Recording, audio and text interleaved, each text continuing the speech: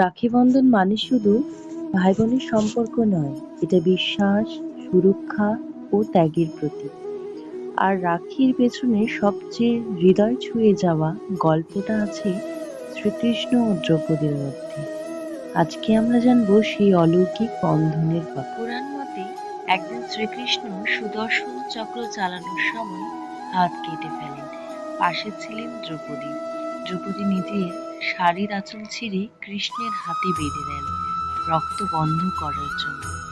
এই ঘটনার পর কৃষ্ণ দ্রৌপদীকে বললেন, যেখানে যেখানে তোমার বিপদ আসবে আমি তোমার পাশে থাকব। এই প্রতিজ্ঞার প্রতিফলন দেখা যায় বসন হরণের সময়, যখন সভায় দ্রৌপদীকে অপমান করা হচ্ছিল। কৃষ্ণ অদৃশ্যভাবে তার শাড়ি বাড়িয়ে দেন এবং তাকে রক্ষা করেন। এখানে কোনো রক্তের সম্পর্ক ছিল না। কৃষ্ণ ও দ্রৌপদী ছিলেন বন্ধু, আত্মিকভাবে জড়িত। এটা প্রমাণ করে রাখি মানে কেবল ভাই বোন নয়, সেটা হতে পারে প্রেম, শ্রদ্ধা আর আত্মিক সম্পর্কের বন্ধন।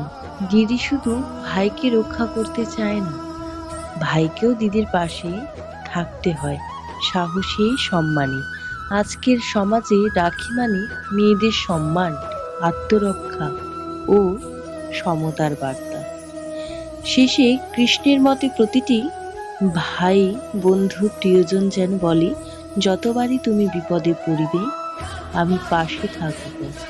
এটাই আমার প্রতিজ্ঞা। ভিডিওটি ভালো লেগে থাকলে লাইক করে দেবেন, আর হ্যাঁ, আপনার মতামতটা কমেন্টে জানাতে ভুলবেন না যেন। আর এমনই ভক্তিমূলক তথ্য জানতে আমাদের চ্যানেলটিকে সাবস্ক্রাইব করে পাশে থাকবেন।